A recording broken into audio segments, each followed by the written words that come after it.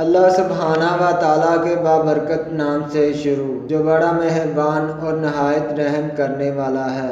10 محرم الحرام کے روزے کی فضیلت۔ یوم عاشوراء یعنی 10 محرم کے دن اور اس کے روزے کی فضیلت اس مہینے کے عام دنوں سے بھی زیادہ ہے۔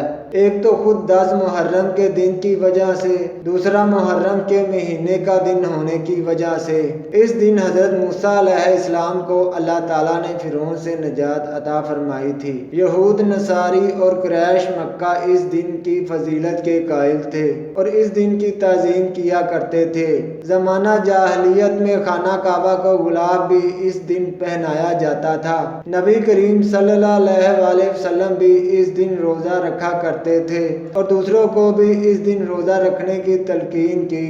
نیز رمضان کے روزے فرض ہونے سے پہلے اس دن کا روزہ فرض تھا، جو کہ بعد میں منسوخ ہو گیا، مگر پھر بھی اس دن کے روزے کی فضیلت یہ بیان کی گئی ہے کہ اس سے 1 سال کے صغیرہ گناہ معاف ہو جاتے ہیں۔ بعض حدیث میں ہے کہ 10 محرم کے دن حضرت آدم علیہ السلام کی دعا قبول ہوئی تھی اور حضرت نوح علیہ السلام کی کشتی کنارے پر آئی تھی۔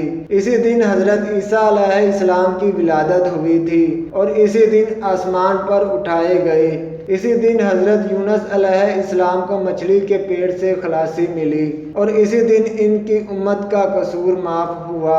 اسی دن حضرت یوسف علیہ السلام کنویں سے نکالے گئے۔ اسی دن حضرت ایوب علیہ السلام کو مرض سے صحت عطا فرمائی۔ اسی دن حضرت ادریس علیہ السلام آسمان پر اٹھائے گئے۔ اسی دن حضرت ابراہیم علیہ السلام کی ولادت ہوئی۔ اسی دن حضرت سلیمان علیہ السلام کو ملک عطا ہوا۔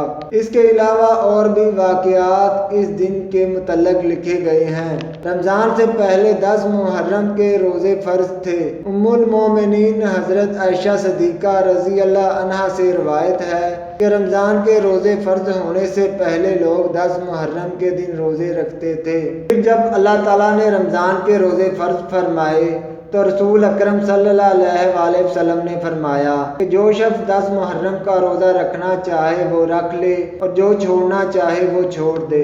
10 محرم کے روزے کا پس منظر۔ حضرت ابن عباس رضی اللہ عنہ سے روایت ہے کہ نبی کریم صلی اللہ علیہ وسلم جب مکہ سے ہجرت فرما کر مدینہ طیبہ تشریف لائے تو آپ نے یہودیوں کو 10 محرم کے دن روزہ رکھتے ہوئے دیکھا۔